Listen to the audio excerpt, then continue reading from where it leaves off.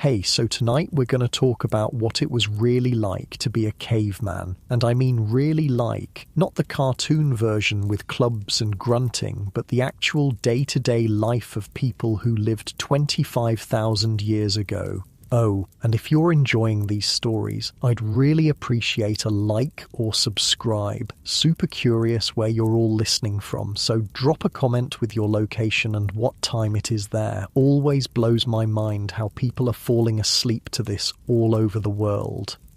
All right, find that cozy spot, take a nice slow breath and just let your body sink into whatever you're lying on. We're heading back to the Paleolithic period and trust me, you're going to be real grateful for that mattress by the time we're done. So congratulations, you just woke up in a cave 25,000 years ago.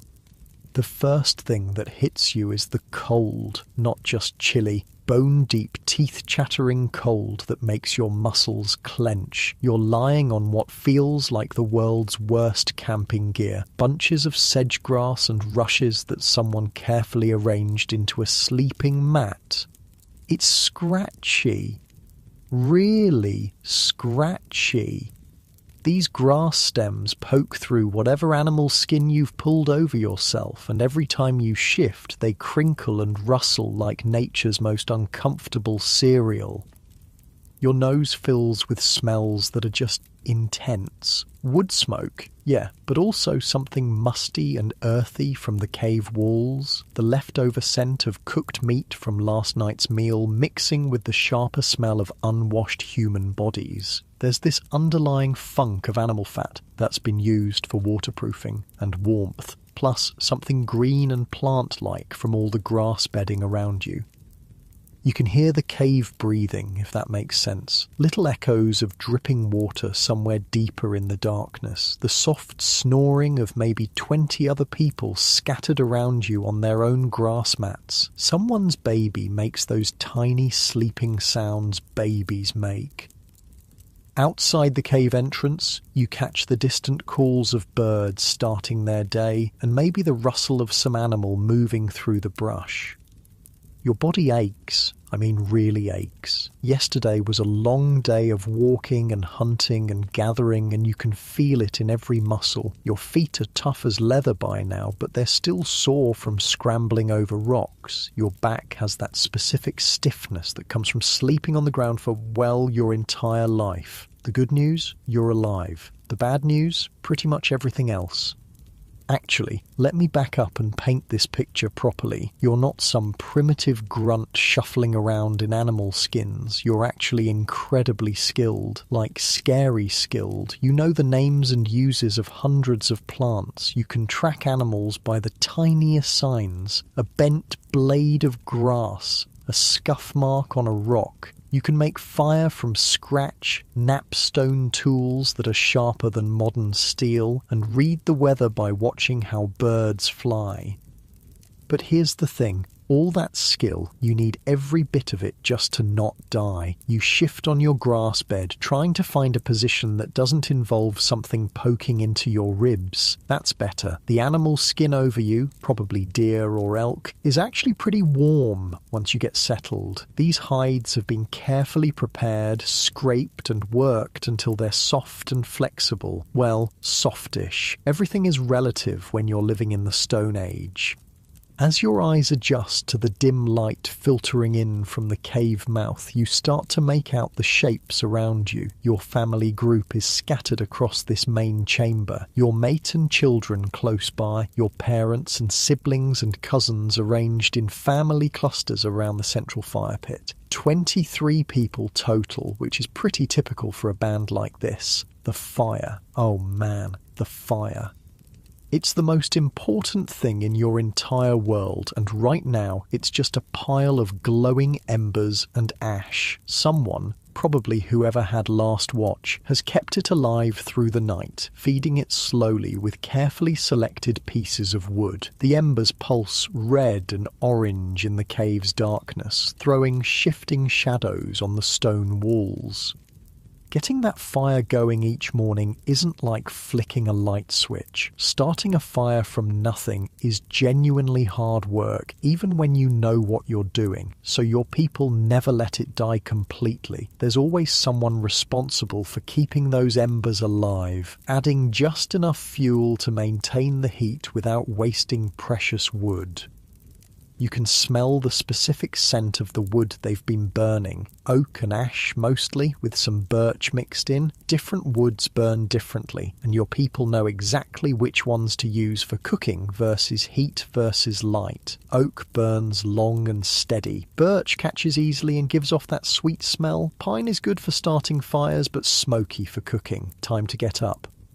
You push yourself upright on your grass mat and every joint protests. Your hip pops, your neck cricks. Welcome to life before chiropractors. Around you, other people are starting to stir too. Someone yawns, a big jaw-cracking yawn that you feel in your own mouth. Someone else stretches with a groan that echoes slightly off the cave walls. The morning routine is always the same. Fire first. Everything else depends on the fire. You carefully get to your feet and the cave floor is cold against your bare soles. These caves maintain a pretty constant temperature year-round, warmer than outside in winter, cooler in summer, but stone is still stone. Your feet have developed calluses thick as leather, but cold still seeps through. Walking toward the fire pit, you pass other members of your band who are also stirring to life. Carla, the best tracker in your group, is already sitting up and checking the stone tools she keeps beside her sleeping area. Brune, who's probably the closest thing you have to a leader, is examining the embers and deciding what kind of wood to add. The fire pit is carefully constructed in a depression in the cave floor, lined with stones to contain the heat and reflect it back up. Around it, the ground is worn smooth from generations of people sitting and working in this exact spot. You can see the stains from countless meals, the char marks from dropped embers, the smooth patches where stone tools have been knapped for thousands and thousands of hours. Brune nods at you as you approach. He's already selected some thin, dry kindling, birch bark and fine twigs that will catch easily from the embers. You help him arrange the wood in a careful structure, building up from the smallest pieces to create the right airflow for the flames to take hold.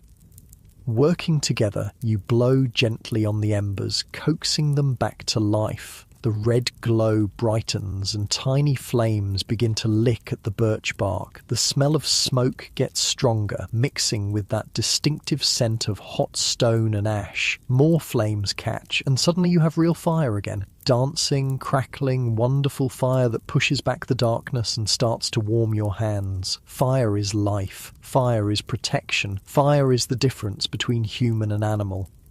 Around the growing flames, more people gather. Children who were still sleepy moments ago become alert and focused. Fire means warmth, but it also means food, and everyone's stomach is reminding them that they haven't eaten since yesterday evening.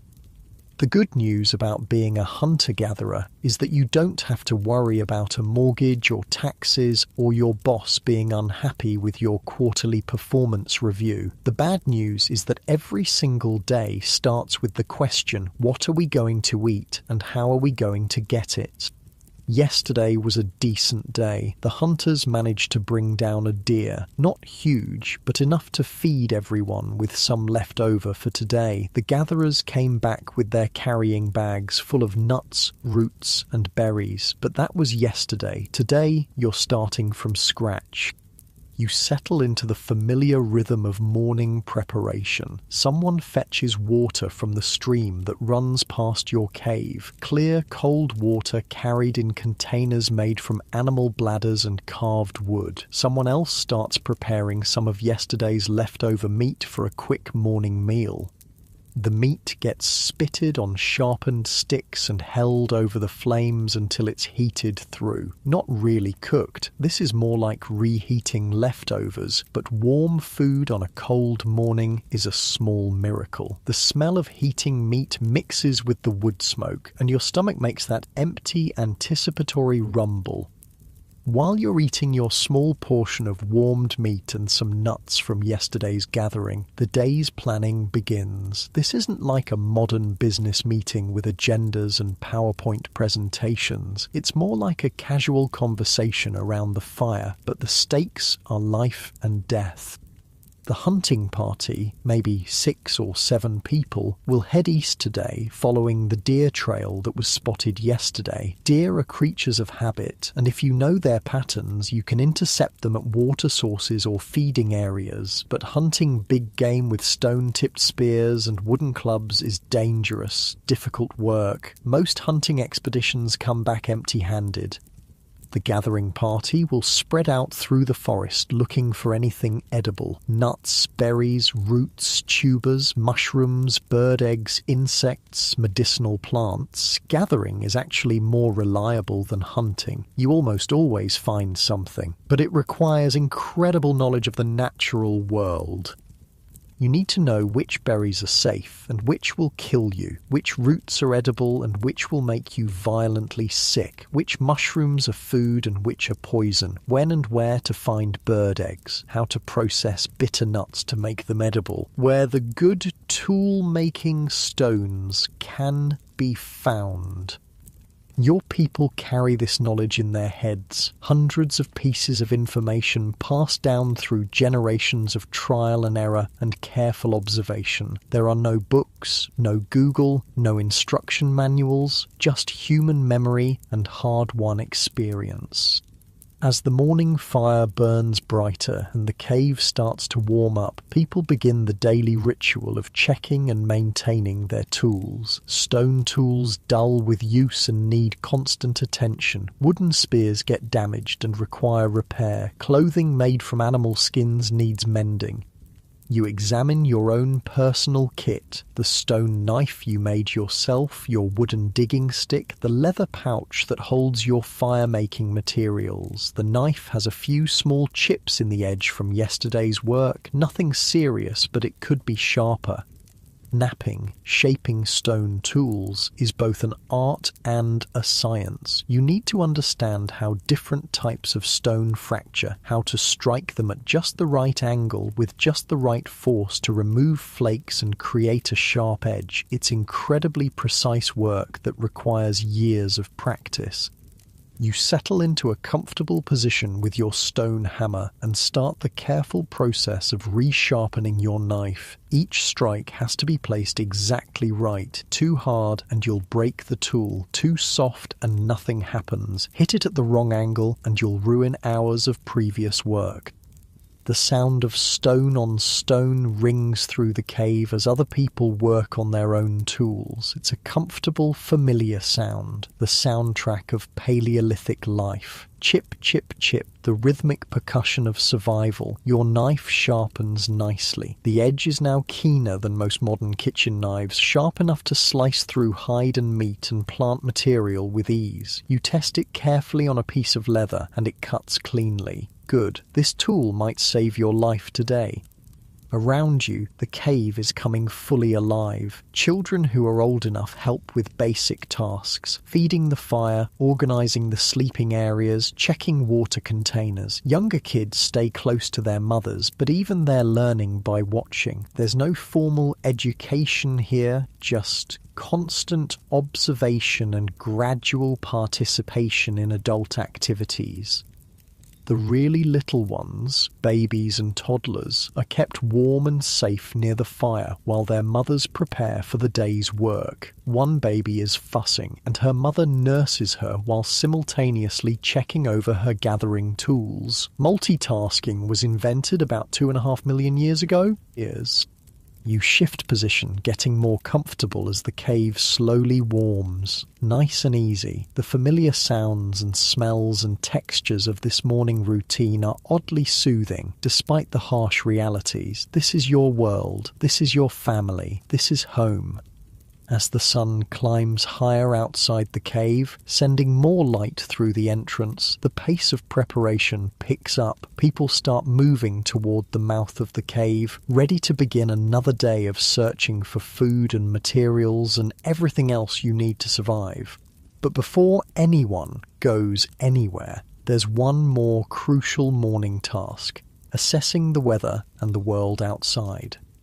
Brune, along with 2 other experienced hunters, walks to the cave entrance to study the day. They're looking at the sky, feeling the wind, listening to the sounds of birds and animals. Weather prediction without meteorologists or Doppler radar requires reading dozens of subtle environmental cues. Cloud formations tell stories about coming storms. Wind direction indicates where rain might be heading. The behavior of birds and animals gives clues about atmospheric pressure changes, the color of the dawn sky, the feel of the air, the smell carried on the breeze. All of it matters when your life depends on being outside in whatever nature decides to throw at you. Today looks promising. The sky is clear, the wind is calm, and you can hear the normal chatter of birds in the forest. No signs of incoming bad weather, good hunting and gathering conditions. Time to go face the world. You gather your tools and equipment: stone knife, wooden digging stick, leather carrying pouch, a piece of fire-starting material wrapped in bark. Everything you own fits in your hands or hangs from a simple belt made of twisted plant fibers. The gathering party assembles near the cave entrance. 8 people today, including yourself, all equipped with the tools needed for finding and collecting food. You're wearing your usual outfit, leather leggings and a tunic made from carefully prepared deer hide. Soft leather boots, stuffed with grass for insulation, and a heavier skin cloak that can be wrapped around you if the weather turns cold. Your clothes fit well and move with your body. These aren't random animal skins thrown over your shoulders. They're carefully tailored garments sewn with sinew thread using bone needles. The leather has been treated with animal fat to make it water resistant, and the seams are reinforced in places that take the most stress. Everything about your outfit is functional. No pockets. You don't need them when you only own a few tools. No zippers or buttons. Everything fastens with leather ties or simple toggles made from bone or antler. No synthetic materials, obviously, but also no cotton or wool. Just leather and fur and plant fibers, all processed by hand using techniques passed down through countless generations. Standing at the cave entrance, looking out at the forest that stretches endlessly in all directions, you feel the familiar mix of anticipation and anxiety that starts every day. Out there is everything you need to survive: food, materials, resources. But out there is also everything that can kill you. Large predators, venomous snakes, poisonous plants, fast-moving rivers, cliff edges, sudden storms, rival groups of humans who might not be friendly, getting lost, getting injured far from help, 1,000 ways to die, and only your knowledge and skills and the cooperation of your band to protect you. You take a deep breath of the morning air. It smells like forest, green and alive and complex, damp earth and decomposing leaves and growing plants and the musk of animals that passed this way recently. Clean air, pure air, air that hasn't been touched by pollution or industry or any of the substances that modern humans breathe every day. The sun feels good on your face as you step out of the cave. Real sunlight, not filtered through windows or reflected off buildings. Direct solar radiation that will warm your skin and provide the light you need to work by. No electricity, no artificial lighting, just the sun and moon and stars and fire. Your feet find the familiar path that leads down from your cave toward the forest floor. This path has been worn smooth by generations of your people making this same journey every day for hundreds of years. Your ancestors walked this exact route, and if you're lucky and skilled, your descendants will too. You shift your carrying pouch to a more comfortable position and adjust your grip on your digging stick. The morning is young and there's a full day of work ahead. Time to go find what the forest has to offer today. Behind you, the hunters are making their final preparations, checking spear points, discussing strategy, sharing the precious few arrows tipped with the sharpest stone points your group can make. Ahead of you, the gathering party moves through the forest with practiced silence, eyes and ears alert for anything useful. This is it. This is your life. This is what it really means to be human. Your muscles relax as you settle into the familiar rhythm of walking through your territory, and with each step, the adventure of another day in the Paleolithic world begins to unfold around you. The forest closes around you like a living thing. Every step takes you deeper into a world that's both beautiful and terrifying, where every shadow could hide food or danger, and sometimes both at the same time. You're moving through what will someday be called an old-growth forest, but right now it's just the world. Trees that have been growing for centuries stretch up into a canopy so thick that the morning light filters down in shifting beams and patches. Oak and ash and beech trees, massive trunks that would take 6 people holding hands to circle. The understory is dense with smaller trees and shrubs, and the forest floor is carpeted with layers of decomposing leaves that squelch softly under your feet. The sounds are incredible. Birds everywhere, not just the few species you'd hear in a modern park, but dozens of different calls echoing through the trees, the rustle of small animals moving through the undergrowth, the distant crack of a branch falling somewhere in the depths of the forest. Wind moving through leaves in waves that you can actually hear approaching and passing overhead. Your gathering party spreads out as you walk, each person following their own path but staying within earshot of the others. You never go anywhere alone, ever. Being alone in this world is basically a death sentence. Predators hunt alone humans. Accidents happen. Getting lost means dying, and dying means your family doesn't eat. Kessa, who's probably the best plant identifier in your group, calls out softly from about 20 feet to your left. She's found something. You angle toward her voice, pushing through a thicket of hazelnut bushes that catch at your leather clothing and scratch at your exposed skin. She's kneeling beside a cluster of plants with broad heart-shaped leaves and small white flowers.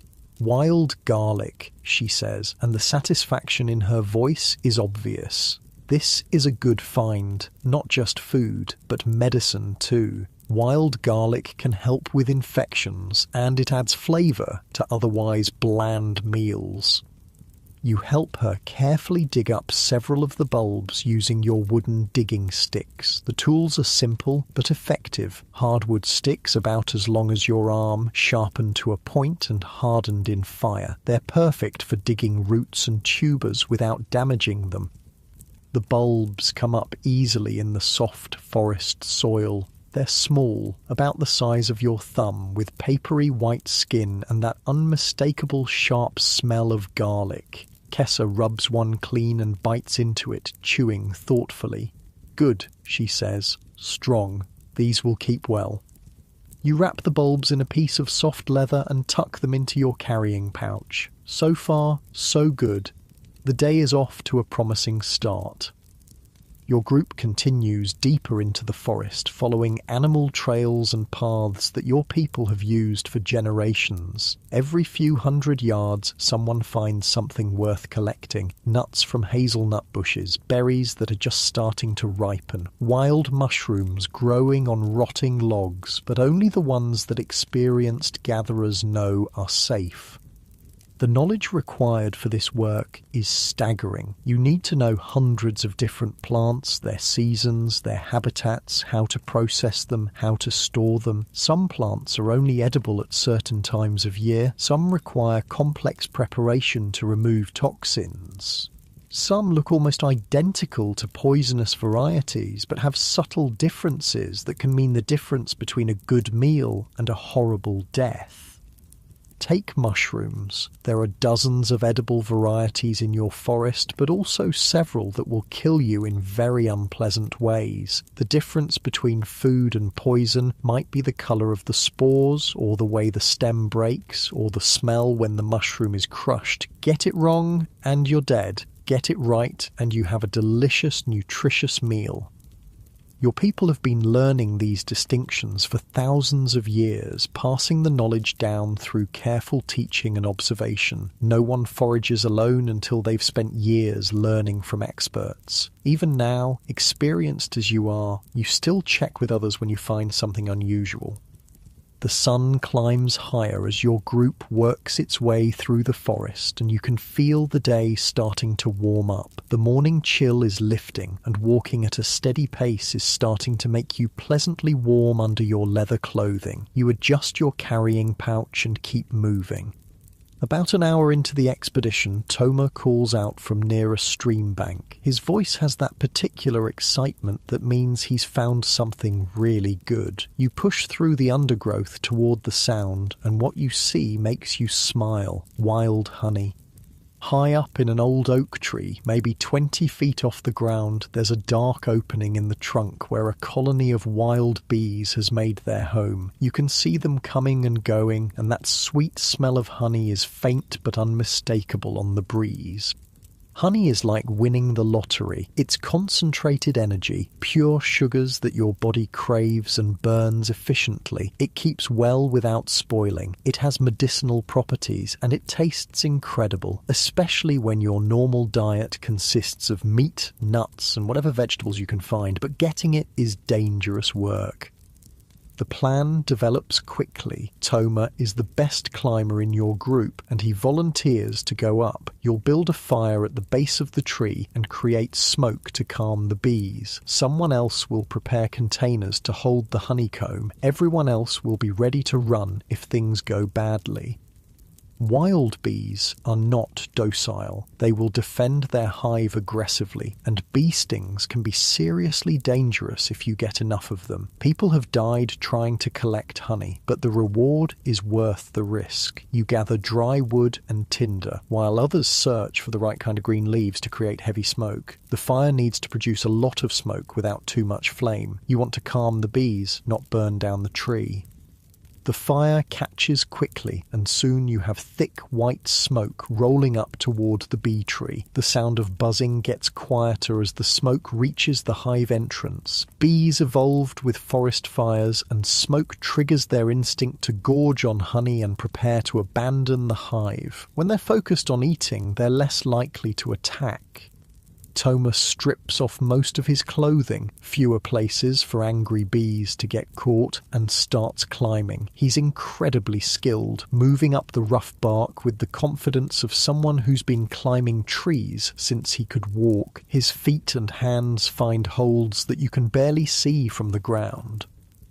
Watching him climb, you're reminded of just how physically capable your people are. No gyms, no structured exercise programs, but everyone is lean and strong and flexible from a lifetime of this kind of activity. Toma moves like a modern rock climber, but he learned these skills as a child because his life depends on them. The smoke continues to roll up the tree, and the buzzing stays relatively quiet. Good sign. Toma reaches the level of the hive and carefully begins working his hand into the opening. He's feeling for honeycomb that can be removed without destroying the entire colony. Your people know not to take everything. Leave enough honey and bees and they'll rebuild for next time. A few bees spiral around him, but they seem more confused than aggressive. The smoke is doing its job. Toma's arm disappears into the tree trunk up to his elbow, and his face shows concentration as he feels around inside the hive. Then his expression changes to satisfaction. He's found good comb. Slowly, carefully, he extracts his arm from the tree. In his hand is a chunk of honeycomb about the size of your fist, golden and dripping with thick amber honey. Even from the ground, you can smell the sweetness. He tosses the comb down to waiting hands, then reaches back into the hive for more. 3 trips, 3 chunks of comb, and then he judges it's time to stop. Take too much, and you'll kill the colony. Take just enough and they'll recover and provide honey again in the future.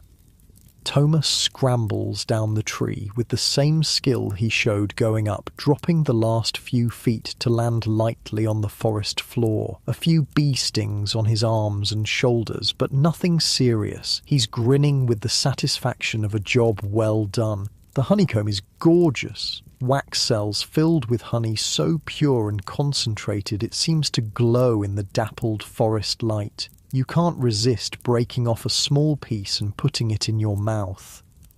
The sweetness explodes across your tongue like nothing in the modern world. This isn't processed sugar or corn syrup. This is pure honey made by bees from the nectar of wildflowers. It's complex and floral and intensely sweet, and your body responds immediately with that rush of energy that comes from natural sugars hitting your bloodstream.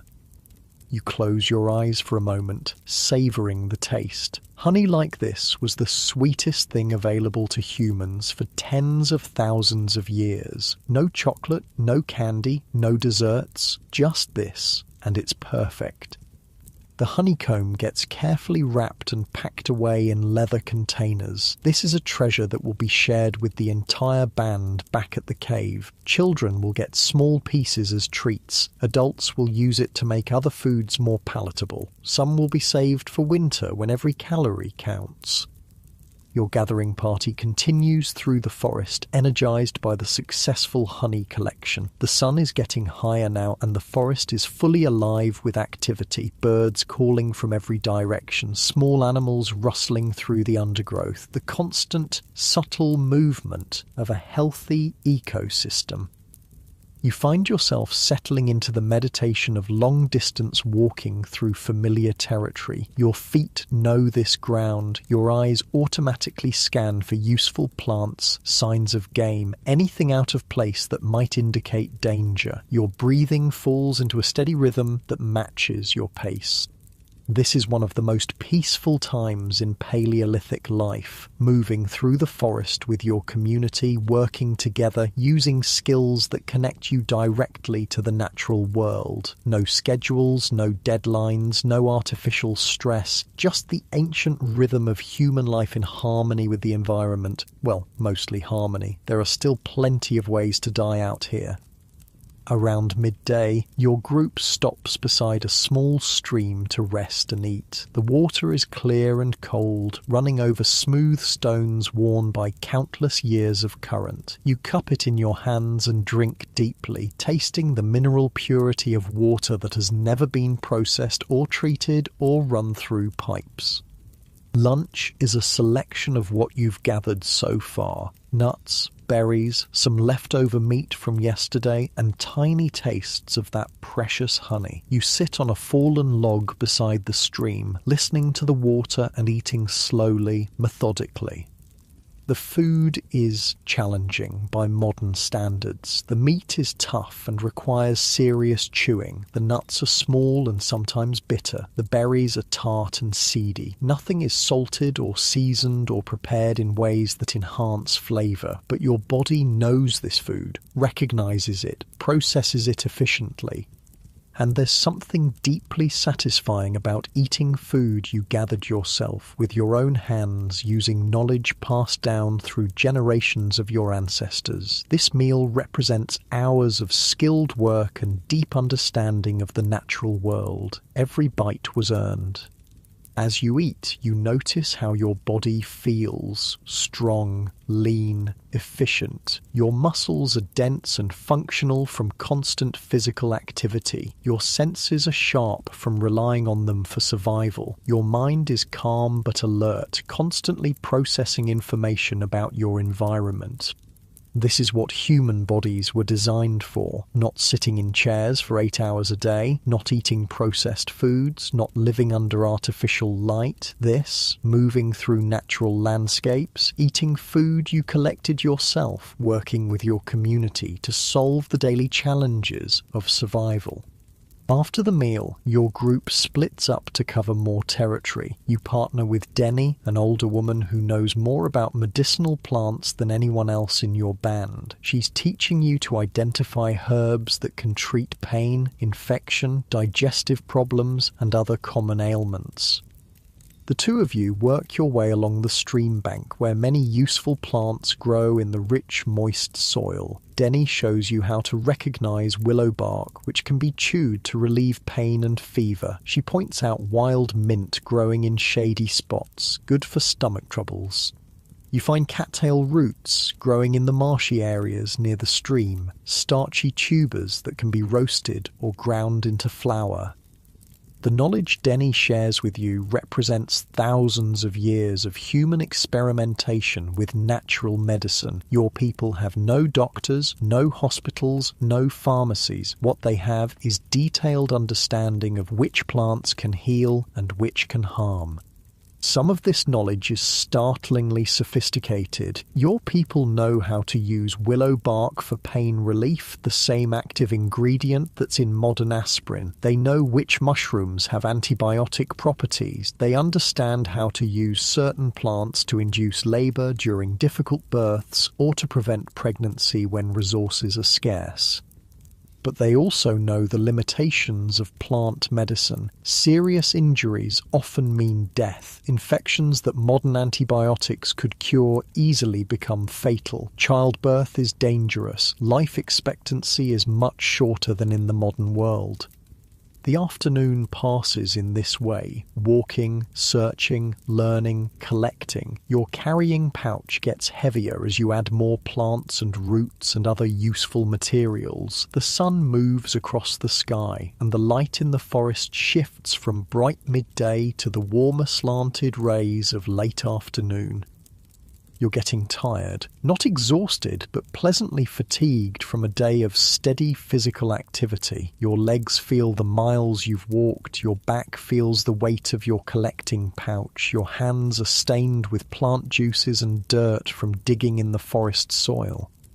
But you're also deeply satisfied. This has been a good day. Your group has collected enough food and materials to make the expedition worthwhile. The honey alone makes this a successful trip, but you've also gathered enough plants and nuts to contribute meaningfully to tonight's meal. As the sun starts to sink lower in the sky, Denny calls the group together for the return journey. Time to head back to the cave. You don't want to be caught in the forest after dark. Night belongs to the predators. The walk back follows a different route than your morning path. Your people never travel the same way twice if they can help it. Predictable routes make you vulnerable to ambush, and they also mean you miss opportunities to find new resources or observe changes in your territory. This path takes you through a section of forest dominated by massive beech trees, their smooth grey bark rising like pillars into the canopy above. The ground here is covered with fallen beech nuts, and your group spends some time collecting the rich, oily nuts that will provide valuable calories.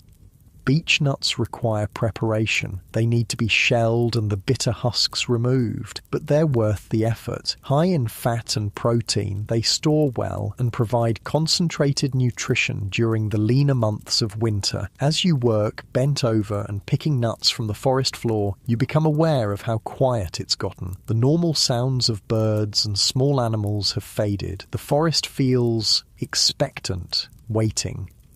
Denny notices too. She straightens up slowly, her eyes scanning the trees around your group. Her hand moves casually to the stone knife at her belt, the universal signal for something's not right. Everyone freezes. You listen, really listen, beyond the normal forest sounds, beyond the whisper of wind in the leaves. There's something else. A rustling that doesn't match the rhythm of small animals. Something bigger, something moving with purpose through the undergrowth.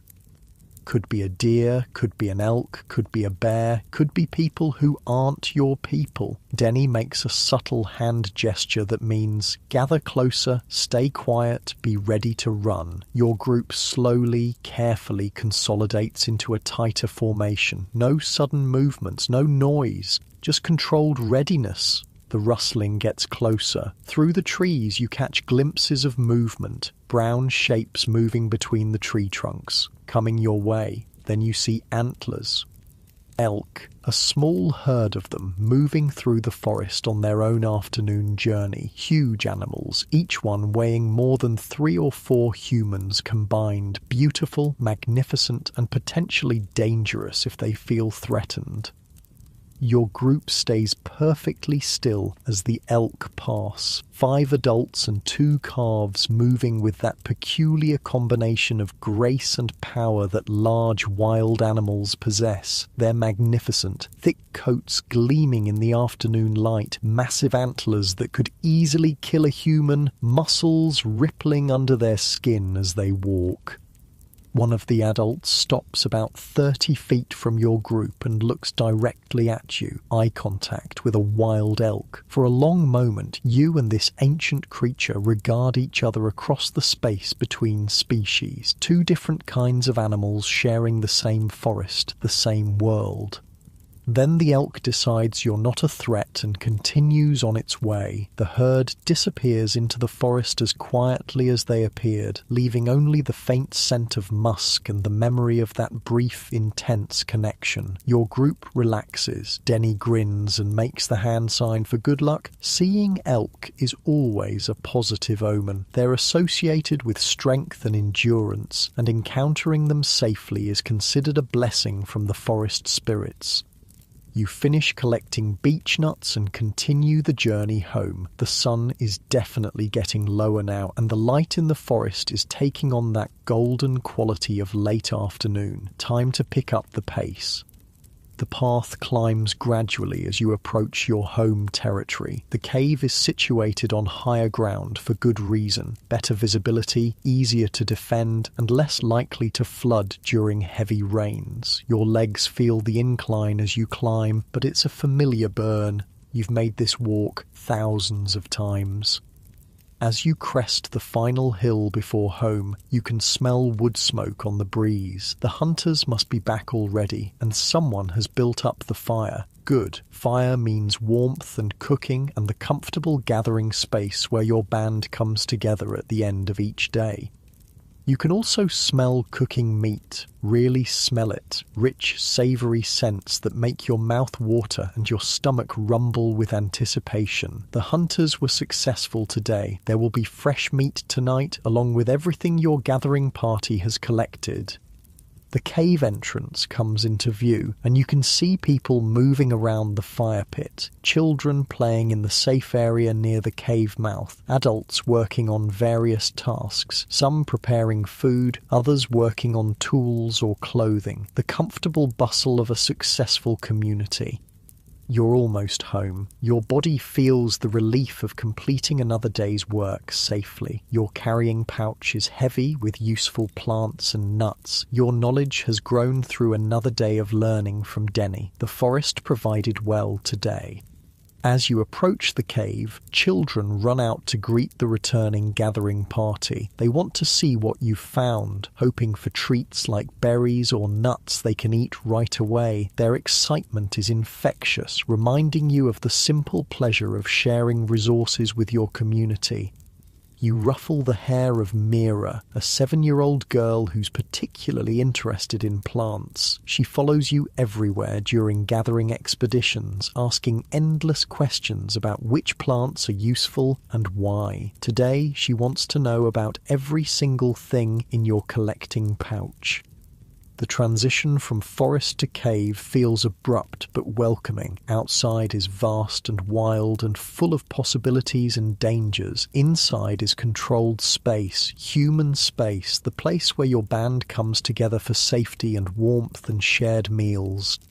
You settle onto your favourite spot near the fire pit and begin unpacking your day's collection. Each plant and nut and root represents knowledge applied, skills used, successful interaction with the natural world, small victories that add up to survival. Your shoulders drop as you let the day's tension release, and the familiar warmth of the fire begins to ease muscles that have been working since dawn. The fire welcomes you back with its familiar warmth and dancing light. You can feel the heat seeping into your tired muscles as you settle closer to the flames, and there's something deeply comforting about being back in this controlled space after a day in the vast, unpredictable forest. The hunters did well today. Really well. Spread around the fire pit are the remains of 2 deer, not huge animals, but enough meat to feed your entire band with leftovers for tomorrow. The successful hunt means tonight will be a feast, and feast nights are rare enough to be genuinely special. Brune and the other hunters are sharing their story while people work on food preparation. The tale unfolds in the casual, collaborative way of people who know each other intimately. Someone starts the story, another person adds details, a third corrects a minor point or emphasizes a particularly skillful moment. They tracked the deer for most of the morning, following barely visible signs through dense forest. A broken twig here, a hoofprint in soft soil there, the faintest scent trail that only the most experienced trackers can detect. The pursuit required patience, endurance, and the kind of environmental knowledge that takes decades to develop. The actual kill happened quickly. The hunters managed to surround a small group of deer at a water source, and Jorik made a perfect spear throw that brought down a young buck with a single strike. The second deer, attempting to flee, ran directly into spears held by 2 other hunters positioned along the escape route. Clean kills, quick deaths, minimal suffering for the animals, and maximum protein for your people. You listen to the hunting story while unpacking your own day's collection, organising the plants and nuts you gathered into different piles based on how they'll be used. Some things will be eaten tonight, others need processing or preparation, some will be stored for future use. The honeycomb you helped collect creates quite a stir when it's revealed. Children gather around to stare at the golden treasure, and adults nod approvingly at Toma's climbing skills. Honey is always welcome, but finding this much in one place is exceptional luck. Kessa is already working on the wild garlic bulbs, cleaning them and preparing them to flavour tonight's meat. The sharp, pungent scent fills the air around the fire as she works, mixing with the wood smoke and the rich smell of cooking venison. Food preparation in the Paleolithic is both simple and sophisticated. Simple because your tools are basic: stone knives, wooden implements, fire. Sophisticated because your people have had thousands of years to figure out how to make the most of limited ingredients and cooking methods. The deer meat is being prepared in several different ways. Some chunks are spitted on sharpened sticks and roasted directly over the flames, the classic caveman cooking method that actually works pretty well. Other pieces are being cooked in a more complex way that shows just how clever your people really are. Rana, one of the most skilled cooks in your band, has created what's basically a Stone Age oven using heated rocks and a pit lined with leaves. Large stones were placed in the fire hours ago and allowed to heat through. Now she's using wooden tongs to transfer the red-hot stones into a pit that's been lined with large, clean leaves. The hot stones are covered with more leaves, then chunks of deer meat wrapped in yet more leaves are placed on top. Another layer of leaves goes over the meat, then the whole thing is covered with dirt to create a sealed cooking chamber. The meat will cook slowly and evenly in the steam and heat generated by the hot stones. It's ingenious. No metal pots, no ovens, no modern cooking equipment, just stones and leaves and fire and human intelligence. The result will be meat that's tender and flavourful, cooked through without being burned or dried out. While the stone oven does its work, other people are preparing the gathered plant foods. Nuts are being cracked between stones and the meat extracted. Bitter roots are being sliced and soaked in water to remove some of their harshness. Berries are being sorted, with the best ones saved for eating fresh and any damaged ones set aside for immediate consumption. You help with nut processing, settling into the rhythmic work of cracking shells and picking out the nut meats. It's meditative, repetitive work that lets your mind wander while your hands stay busy. The sound of stones cracking nuts mingles with the crackling of the fire and the quiet conversations happening around the cave. Your body feels good, tired but in a satisfying way, the kind of fatigue that comes from a full day of useful physical work rather than the drained exhaustion of modern stress. Your muscles are pleasantly weary and the warmth of the fire is helping them relax and recover from the day's exertions. As the sun sinks lower outside the cave, the light changes from the golden glow of late afternoon to the deeper, warmer hues of evening. Inside the cave, the firelight becomes more prominent, casting dancing shadows on the stone walls and creating that intimate atmosphere that comes with the end of the day. And children who spent the afternoon playing and helping with simple tasks are starting to show signs of tiredness. The youngest ones are staying closer to their mothers, and there's less running around and more sitting quietly by the fire. The transition from day to evening happens naturally, without clocks or schedules, just the rhythms of light and darkness and human energy.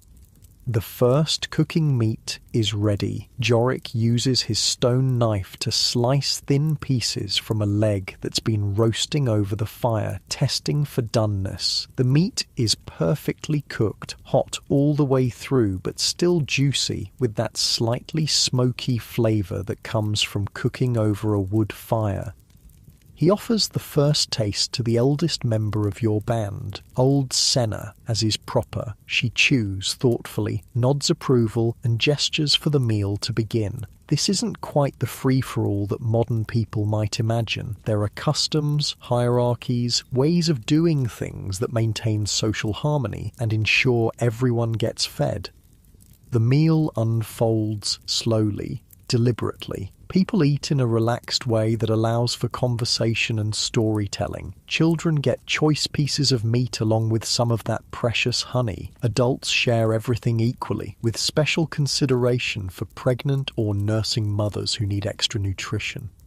You receive your portion of venison, a generous piece that's been flavoured with wild garlic and cooked to perfection. The meat is rich and satisfying in a way that modern farm-raised meat rarely matches. Wild game has a different texture, a more complex flavour, a density of nutrition that comes from animals that lived active lives in natural environments. The fat is particularly valuable. Modern people often avoid fat, but in the Paleolithic world, fat is concentrated energy that your body craves and needs. The layer of fat under the deer's skin, the marrow in the bones, the rich fat around the organs, all of it is prized and consumed eagerly. You eat slowly, savouring each bite. The meat provides immediate satisfaction for your hunger, but it also represents security. A successful hunt means your band won't go hungry tomorrow. The leftover meat will be processed and preserved, extending the benefits of today's success into the future.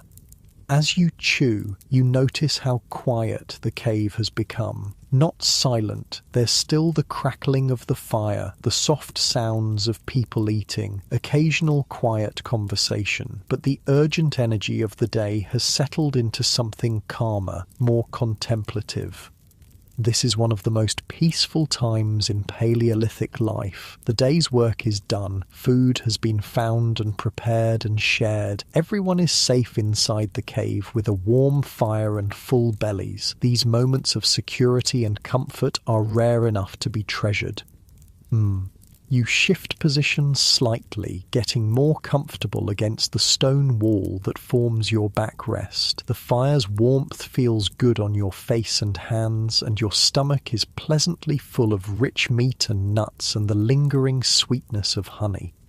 The stone oven is opened for the second course. Rana carefully removes the layers of dirt and leaves to reveal the deer meat that's been cooking slowly for hours. Steam rises from the pit, carrying scents that make everyone lean forward in anticipation.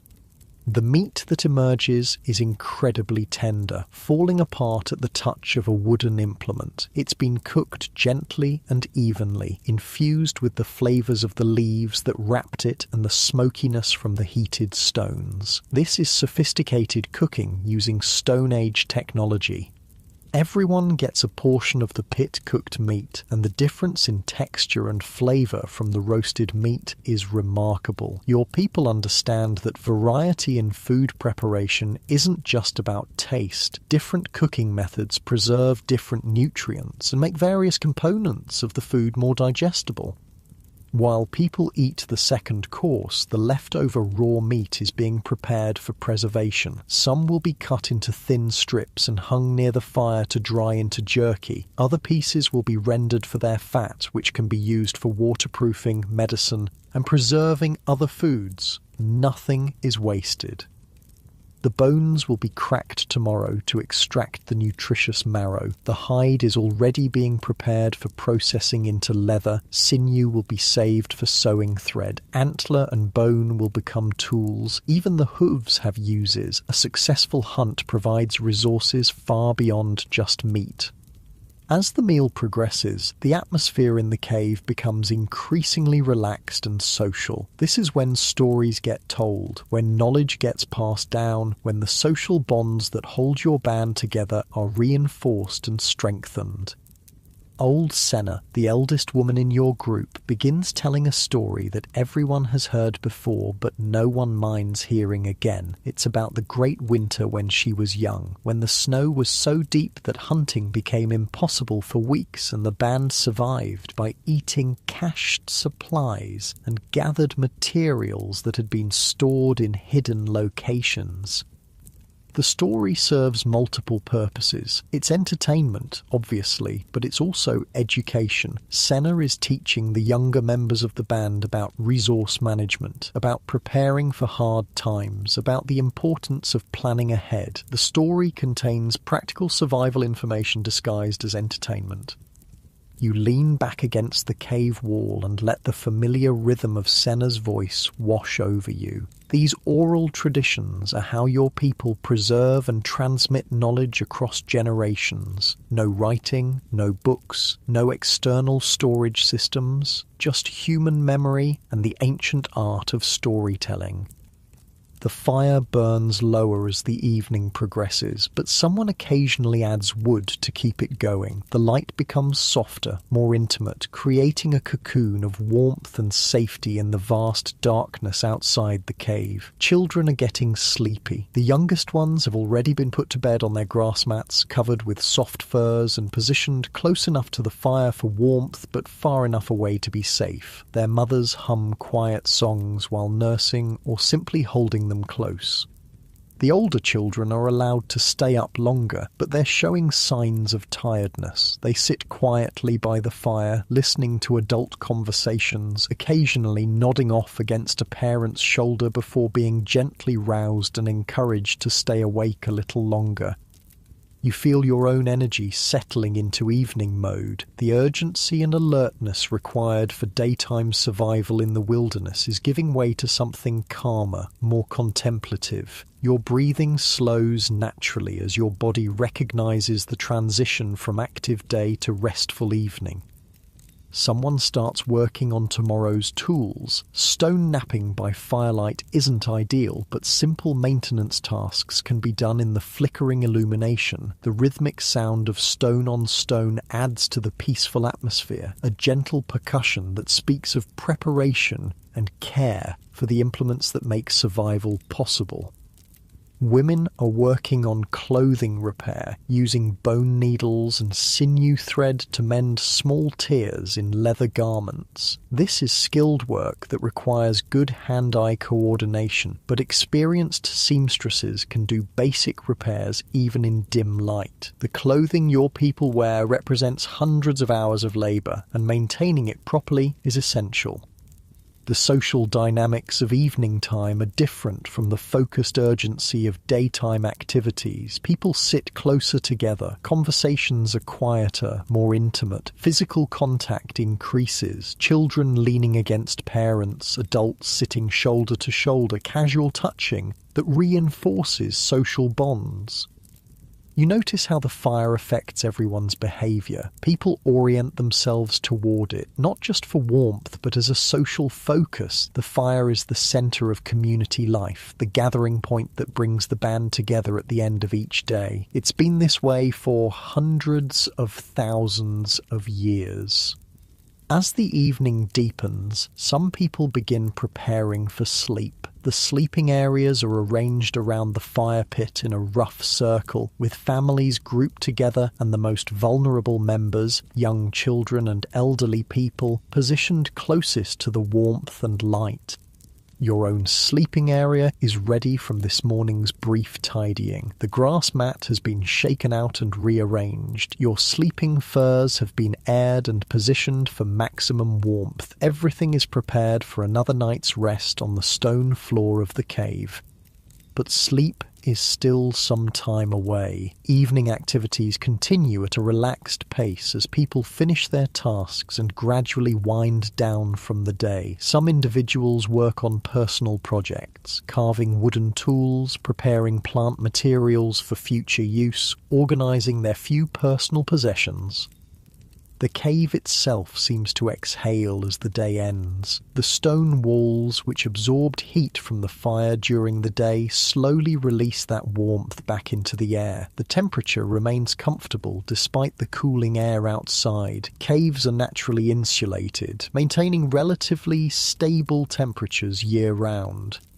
You stretch your legs and adjust your position by the fire. Your muscles feel loose and relaxed from the day's exercise, and the warm, food-full feeling in your stomach adds to the general sense of well-being. This is what contentment feels like in the Paleolithic world. Basic needs met, community gathered safely together, another day survived successfully.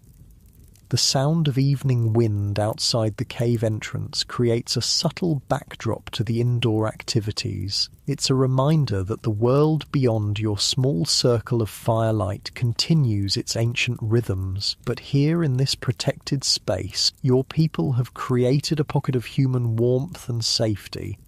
Children's voices are getting quieter as they settle into the calmer energy of nighttime. The youngest ones are already asleep on their mats, their small bodies relaxed and peaceful under soft furs. The sight of sleeping children always brings a sense of satisfaction to the adults. Another generation successfully protected through another day. Someone banks the fire for the night, arranging the wood so it will burn slowly and steadily without requiring constant attention. The flames die down to a more manageable level, but the coals remain hot and ready to be built back up if needed. Fire management is a critical skill that ensures warmth and protection throughout the night. The transition towards sleep happens gradually, naturally. People finish their evening tasks and begin moving toward their sleeping areas. Conversations become quieter, more intermittent. The energy level in the cave slowly decreases as everyone prepares for rest. You feel the day's tension continuing to ebb away as you settle more comfortably against your resting spot. Your breathing deepens naturally, and a comfortable yawn escapes as your body begins its transition toward the night ahead. As the fire settles into its nighttime rhythm, your band begins the evening activities that separate humans from every other animal on Earth. This is when the real magic happens, when survival becomes culture, when basic existence becomes something deeper and more meaningful. Jorik pulls out a piece of antler he's been working on for several days, along with a sharp stone baron designed for carving. By firelight, he continues the careful process of creating what will eventually become a spear thrower, a tool that will dramatically increase the range and power of thrown spears. The carving work is incredibly precise. Each cut must be placed exactly right to maintain the tool's balance and functionality. Too much material removed in the wrong place, and weeks of work are ruined. Too little, and the tool won't work properly. Jorik works with the focused concentration of someone who understands that his life depends on the quality of his tools. You watch him work, admiring the skill involved. The spear thrower he's creating represents thousands of years of technological development. Early humans figured out that a lever-like device could multiply the force of a thrown spear, allowing hunters to bring down larger prey from greater distances. This innovation literally changed the course of human evolution. The tool looks simple, just a carved piece of antler with a hook at one end to hold the spear and a handle at the other, but the physics involved are sophisticated. The length, balance point, and flex characteristics all have to be precisely calculated for the tool to work effectively. Jorik learned these calculations not through mathematical formulas, but through years of trial and error passed down from master craftsmen. Nearby, Kessa is working on a different kind of technology, plant processing. She's grinding wild grass seeds between two stones, transforming them into a coarse flour that can be mixed with water to make a simple bread or porridge. The work is labor-intensive and time-consuming, but it unlocks nutrition from plants that would otherwise be indigestible. The grinding stones she uses are carefully selected for the job. The bottom stone is large and flat with a slightly rough surface. The top stone is smaller and shaped to fit comfortably in her hands while providing maximum grinding pressure. Both stones were shaped through hours of careful knapping, and they represent a significant investment of time and skill. The rhythmic sound of stone grinding grain is one of the oldest industrial noises in human history. This same basic technology, crushing seeds between stones to make flour, would eventually evolve into watermills, windmills, and modern grain processing. But here in the cave, it's just Kessa's strong arms and patient work turning wild grass into food. The flour that results from her efforts is coarse and dark, nothing like the refined white flour of the modern world, but it's nutritious and filling, providing carbohydrates that complement the protein from hunting and the vitamins from gathered plants. When mixed with water and cooked on hot stones near the fire, it becomes a simple flatbread that helps extend the value of other foods. You shift your position, getting more comfortable as you watch the various evening activities happening around the fire. Each person is engaged in work that contributes to the band's survival and well-being. There's no leisure time in the modern sense, but there's also no distinction between work and life. Everything flows together into the integrated whole of Paleolithic existence. Old Senna has finished her earlier story and now begins a different kind of teaching, practical instruction about medicinal plants. She's working with several of the younger women, including some who have recently become mothers for the first time. The knowledge she shares could literally save lives. She shows them how to prepare willow bark tea for pain relief and fever reduction. The bark must be harvested at the right time of year from trees of the right age and prepared in specific ways to maximize its effectiveness. Too little preparation and it won't work. Too much and it becomes bitter and hard to swallow. The teaching includes detailed information about dosages, how much tea for a child versus an adult, how often to administer it, what other symptoms to watch for when willow bark isn't appropriate, and other treatments should be used instead. This is sophisticated medical knowledge being transmitted through careful oral instruction. Senna also teaches about plants that help with childbirth, herbs that can ease labour pains, others that can help stop dangerous bleeding, plants that can increase milk production in nursing mothers. This knowledge is literally life and death important in a world without modern medical care. The younger women listen intently, asking questions and practicing the identification of plants by examining dried samples that Senna keeps in carefully wrapped bundles. They understand that mastering this information could mean the difference between losing a child and successfully raising the next generation. As the instruction continues, you're struck by how much knowledge your people carry in their heads. No books, no external storage systems, no way to look things up when you forget. Everything must be memorized, practiced, and passed down through direct teaching and hands-on experience. The human brain evolved to handle exactly this kind of information processing. Your people have extraordinary memories for practical details that matter to survival. They can remember the locations of seasonal food sources, the behaviors of dozens of animal species, the properties of hundreds of plants, and complex social relationships going back generations. Modern humans often feel like their memory isn't very good, but that's because modern life requires remembering things like passwords and phone numbers and arbitrary facts that have no immediate survival relevance. Put those same brains to work on information that matters for staying alive, and the capacity is remarkable. Children who aren't yet ready for sleep are gathered around Brune for a different kind of teaching. He's showing them how to make cordage, strong rope twisted from plant fibers that has dozens of uses in Paleolithic life. This is basic technology that every adult needs to master. The process starts with gathering the right kind of plant fibers. Some plants produce strong, flexible fibers naturally. Others need processing to break down the plant material and expose the useful strands. Brune demonstrates the technique using dried grass that was collected earlier in the season.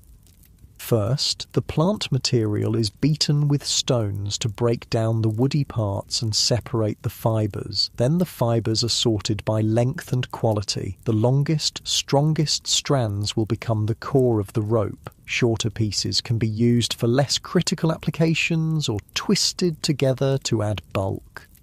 The actual rope making involves rolling the fibers against your leg while maintaining consistent tension and adding new material as needed. It's surprisingly difficult to do well. Too loose and the rope is weak, too tight and it becomes stiff and brittle. The children practice the basic motions while Brune corrects their technique. The finished cordage is strong enough to bind spear points to shafts, create snares for small game, secure loads for carrying, and dozens of other essential tasks. A band without good rope-making skills is a band that lacks some of the most basic tools needed for survival. You watch the children practice, remembering your own early attempts at cordage making. Like most Paleolithic skills, it looks simple, but requires considerable practice to master. The children's first attempts are clumsy and uneven, but they're learning the fundamental techniques that they'll refine over years of practice. The fire burns steadily as these various evening activities continue. The light flickers and dances, creating constantly shifting patterns of brightness and shadow on the cave walls. Sometimes you catch glimpses of the cave paintings that your people created over many generations. Images of animals and handprints and abstract symbols that speak to the human need to create and communicate through visual art. The paintings aren't just decoration, they serve important functions in your culture. Some depict hunting scenes that help teach young hunters about animal behavior and tactics. Others mark significant events or seasonal celebrations. Still others seem to be connected to spiritual beliefs about the relationship between humans and animals. Creating the paintings required considerable skill and effort. The pigments were made from natural materials: ochre for reds and yellows, charcoal for black, clay for whites and browns. These materials had to be ground fine and mixed with binding agents like animal fat or plant juices to create paint that would adhere to stone walls. The artists used various techniques to apply the paint. Handprints were made by placing a hand on the wall and blowing pigment around it through hollow reeds or bones. Animal figures were painted with brushes made from animal hair attached to wooden handles. Some images were created by engraving lines into the rock surface with sharp stone tools. The location of the paintings isn't random. Many are placed in areas of the cave with special acoustic properties, places where sounds echo and reverberate in interesting ways. Your people understood that the cave itself is a kind of instrument, and they positioned their art to take advantage of the natural sound effects. During special ceremonies, singers and musicians would position themselves near these painted areas and create music that resonated through the cave in remarkable ways. The combination of visual art, acoustic effects, and musical performance created immersive experiences that connected your band to their cultural traditions and spiritual beliefs. Tonight isn't a ceremony night, but you can still feel the presence of those painted ancestors watching from the cave walls. The images remind you that your people have been living in this cave, gathering around fires just like this one for many generations. You're part of a continuous chain of human survival and cultural transmission that stretches back into the deep past. The evening activities begin to wind down as people complete their various projects and start preparing more seriously for sleep. Tools are cleaned and put away in their designated spots. Clothing is arranged for easy access in the morning. Personal possessions are organized and secured. The social dynamics of the cave change as the transition towards sleep begins. Conversations become quieter and more intimate. Physical proximity increases as people move closer together for warmth and comfort. Children who have been playing independently move back to their parents for the security of family closeness. You help with the process of banking the fire for the night. This is critical work that requires considerable skill. The fire must be arranged so it will burn slowly and steadily throughout the night without going out, but also without flaring up dangerously while people sleep nearby. Large logs are positioned to burn slowly and provide long-lasting heat. Smaller wood is arranged to catch fire gradually as the larger pieces burn down. The whole structure is carefully planned to provide hours of heat and light without requiring constant attention. Someone will be responsible for monitoring the fire during the night, not staying awake constantly, but checking it periodically and adding fuel if necessary. Firewatch rotates among the adults, and it's considered one of the most important responsibilities in the band. As the fire settles into its overnight configuration, the light in the cave becomes softer and more subdued. The dramatic dancing flames of evening give way to the steady glow of well-banked coals. The atmosphere becomes increasingly peaceful and contemplative. People begin moving toward their sleeping areas, saying quiet goodnights and making final preparations for rest. Children are settled onto their grass mats with warm furs pulled up to their chins. Adults arrange their own bedding and position themselves for warmth and comfort. The sleeping arrangements reflect the social structure of your band. Family groups cluster together, with children positioned between parents for maximum protection and warmth. Single adults sleep near the edges of the group, but within the circle of firelight and safety. Your own sleeping area is positioned where you can easily reach your tools and weapons if needed during the night. Your spear is within arm's reach, along with your stone knife and other essential equipment. Even in sleep, you remain ready to respond to danger. The grass mat under your sleeping furs has been arranged to provide as much cushioning as possible against the hard stone floor. Additional layers of dried grass and moss create a barrier between your body and the cold rock. It's not comfortable by modern standards, but it's the best available sleeping surface in the Paleolithic world. You settle onto your mat and pull your sleeping furs around you. The animal skins are warm and soft from years of use, and they carry the comforting sense of your family and your life. These furs represent successful hunts, skilled hide preparation, and the accumulated warmth of many nights' sleep.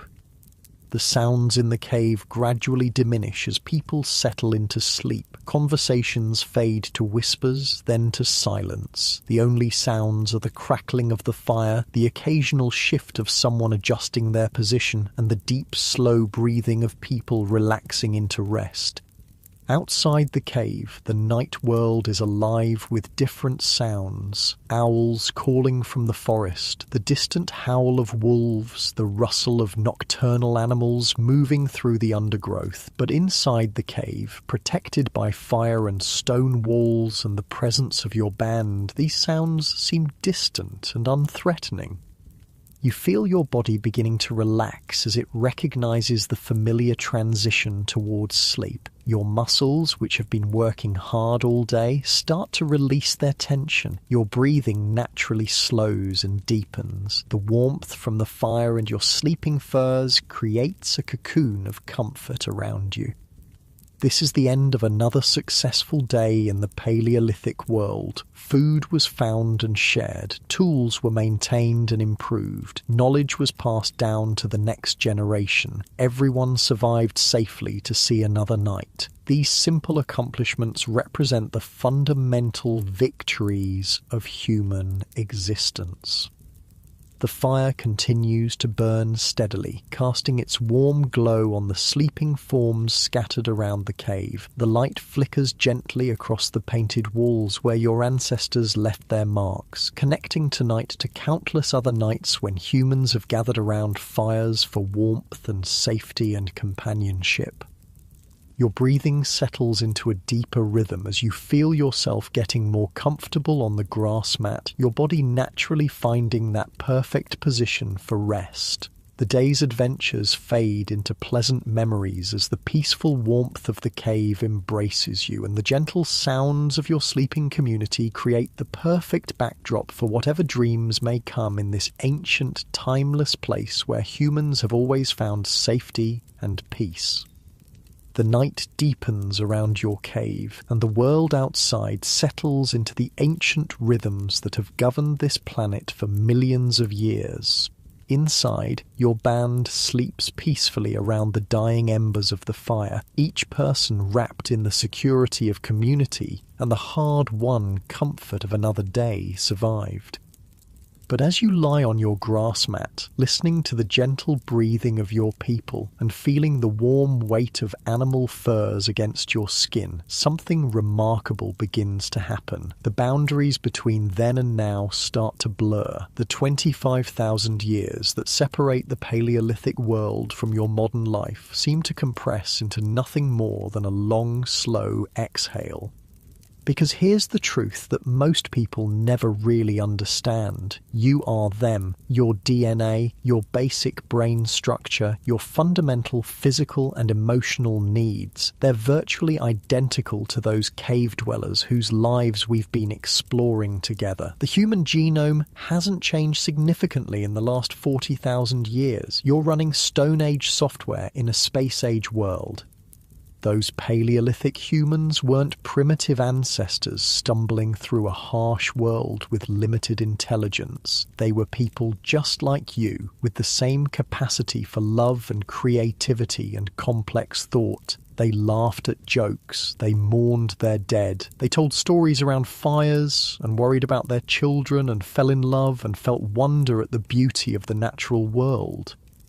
The main difference between them and you isn't intelligence or emotion or basic human nature, it's just technology. They lived in a world without agriculture, without cities, without writing, without the accumulated knowledge that modern humans inherit from thousands of generations of cultural development. But they had things that you've lost, a direct, intimate connection to the natural world that modern people can barely imagine, knowledge of their environment so deep and complete that they could survive and thrive using nothing but what the earth provided, social bonds strengthened by shared struggle and mutual dependence for survival. They knew every plant in their territory, every animal track, every change in the weather. They could make fire from scratch, create tools from stones and wood, read the landscape like a book written in a language they understood perfectly. They lived entirely within their means, taking only what they needed, leaving the lightest possible footprint on the earth. And they had time. Not leisure time in the modern sense, but something deeper. They had time to notice things, time to develop skills, time to sit around fires and tell stories and think deep thoughts about the nature of existence. They weren't rushing to meetings or checking emails or managing complex schedules that fill every moment with artificial urgency. Your breathing slows as you consider these connections between past and present. The fire in the cave burns lower, and the light becomes softer, more dreamlike. The sounds of the sleeping band fade into a gentle background rhythm that matches the slow beating of your heart. Those ancient humans faced real problems that modern technology has largely solved. They dealt with hunger, cold, disease, injury, and death in ways that would seem impossible to us now. Childbirth was dangerous. Simple infections could be fatal. Winter was a constant threat. Life expectancy was much shorter. But they also didn't face the psychological stresses that plague modern humans. No anxiety about careers or finances or social media or global politics. No depression from feeling disconnected from nature and community. No chronic diseases from processed foods and sedentary lifestyles. Their problems were immediate and physical, but they were also solvable through direct action and community cooperation. The irony is that your Paleolithic ancestors might have been, in many ways, happier than modern humans. Their basic needs, food, shelter, safety, social connection, were either met or clearly unmet. There was no ambiguity, no existential confusion about purpose and meaning. Survival was the purpose, community was the meaning.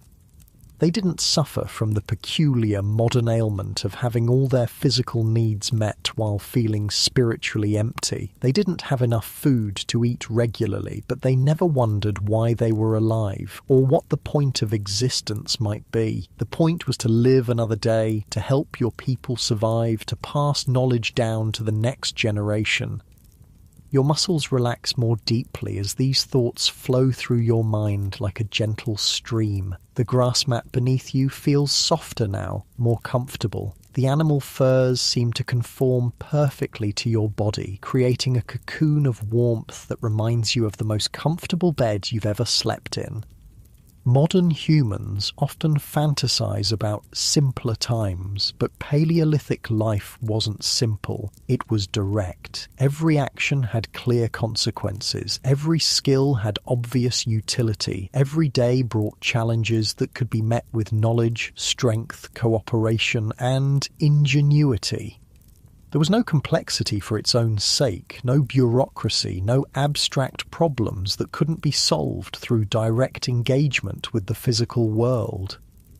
The social structures were complex but comprehensible. Everyone knew their role and responsibilities. Children learned by watching and gradually participating in adult activities. Elders were valued for their knowledge and experience. Individuals who couldn't contribute fully were still cared for by the community. Social problems were resolved through face-to-face discussion rather than legal systems or institutional procedures.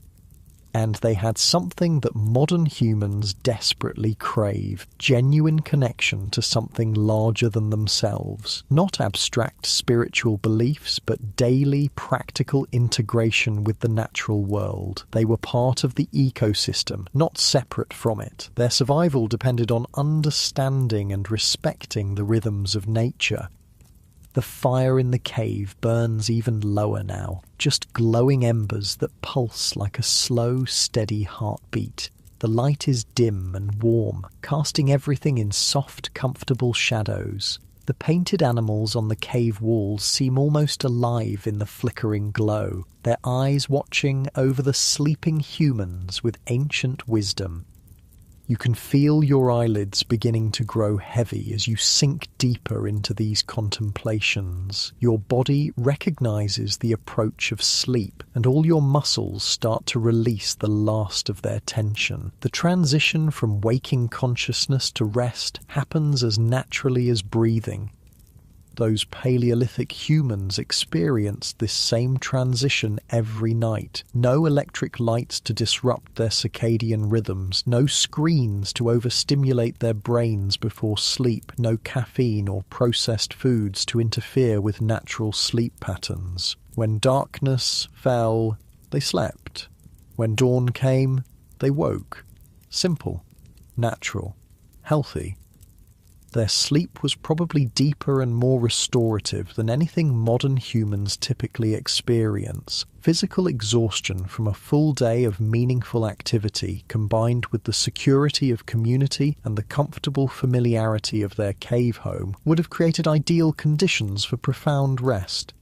And their dreams. Imagine dreaming with a brain that hadn't been cluttered with artificial stimulation and abstract worries. Dreams filled with the real experiences of the day, tracking animals through forests, gathering plants, working with stone and wood, sitting around fires with people you loved. Dreams rooted in direct experience of the physical world rather than the virtual experiences that fill modern consciousness. Your breathing becomes even deeper and more regular as you feel yourself settling into that same kind of natural sleep that your ancestors knew. The modern world, with all its complexities, seems to fade away, leaving only the essential rhythms of human existence. The warmth of the fire, the security of community, the comfort of a safe place to rest.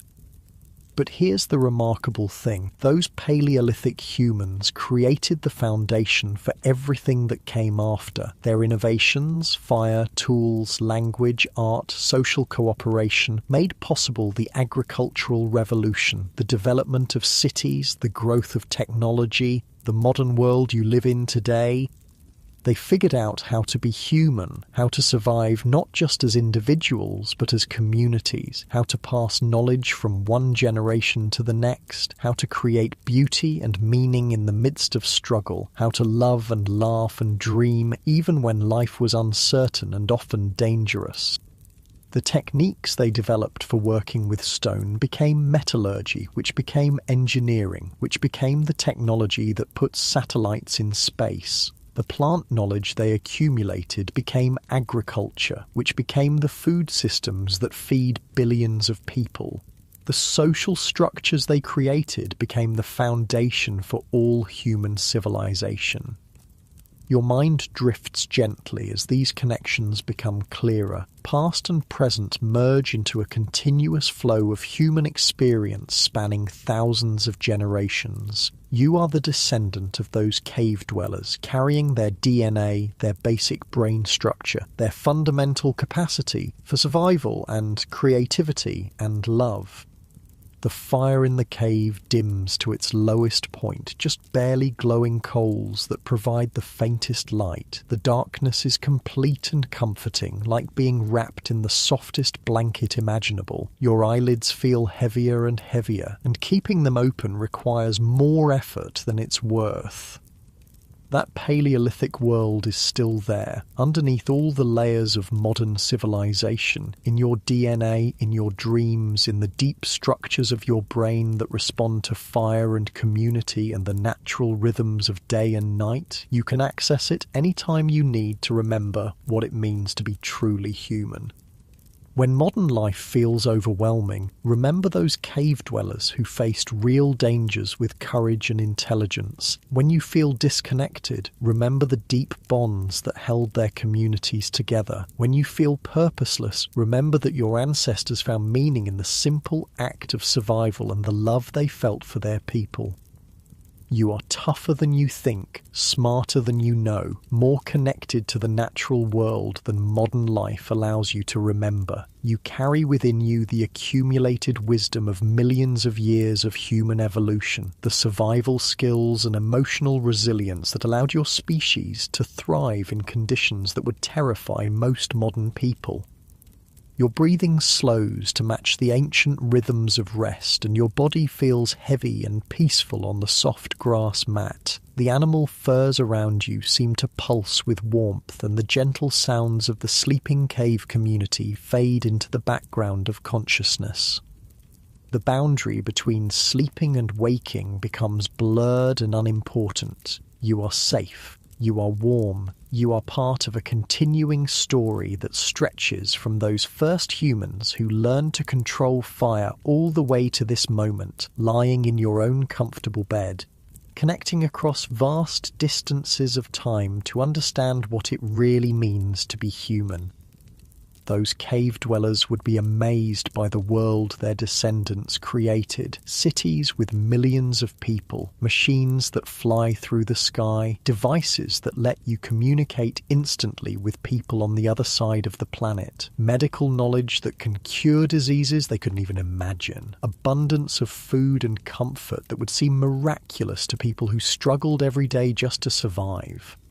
But they would also recognize you immediately as one of their own. The same hopes and fears, the same capacity for love and creativity, the same need for community and purpose and connection to something larger than yourself, the same essential humanity that has remained constant across all the millennia of change and development. Your eyes close naturally now, and staying awake feels like trying to swim upstream against a gentle but irresistible current. The cave around you becomes dreamlike, and the sleeping forms of your Paleolithic family seem to merge with all the people you love in your modern life. Time expands and contracts like a slow breath. 25,000 years ago, today, tomorrow, all just different moments in the same continuous story of human experience. You are connected to it all. The cave dwellers learning to make fire, the farmers who invented agriculture, the builders who created cities, the scientists who unlocked the secrets of the universe. But tonight, in this peaceful moment between sleeping and waking, you remember the beginning, the time when humans first learned to gather around fires for warmth and safety and storytelling, when survival depended on cooperation and knowledge and the deep understanding that we are all part of the same human family. Your breathing becomes so slow and deep that each breath seems to last forever. The warmth of the fire, the softness of the furs, the security of the cave, the presence of your sleeping community, all of it blends together into a perfect feeling of peace and belonging. And as your consciousness gently releases its hold on the waking world, you carry with you the knowledge that you are part of something ancient and enduring and beautiful. You are human. You are connected, you are home. The cave grows quiet except for the soft sounds of peaceful breathing. The fire burns down to its smallest ember, still glowing, still warm, still providing the light that has guided humanity through the darkness for hundreds of thousands of years. And you sleep. Deep, restorative, natural sleep that connects you to every human who has ever lived, ever loved, ever dreamed of a better tomorrow for their children and their children's children. Sleep now. Rest in the knowledge that you are exactly who you were meant to be, carrying forward the best of human nature into whatever future awaits. Sleep with the wisdom of your ancestors and the hope of generations yet to come. Let your eyelids fall closed for the final time tonight. Let your breathing slow to match the ancient rhythms of rest. Let yourself drift away on the current of dreams that has carried humanity through countless nights just like this one. Sleep deeply, sleep peacefully, sleep with the confidence that you are part of the greatest story ever told, the story of human survival, human creativity, human love that transcends time and connects every heart that has ever beaten around a fire in the darkness. Rest now, modern cave dweller. Rest well.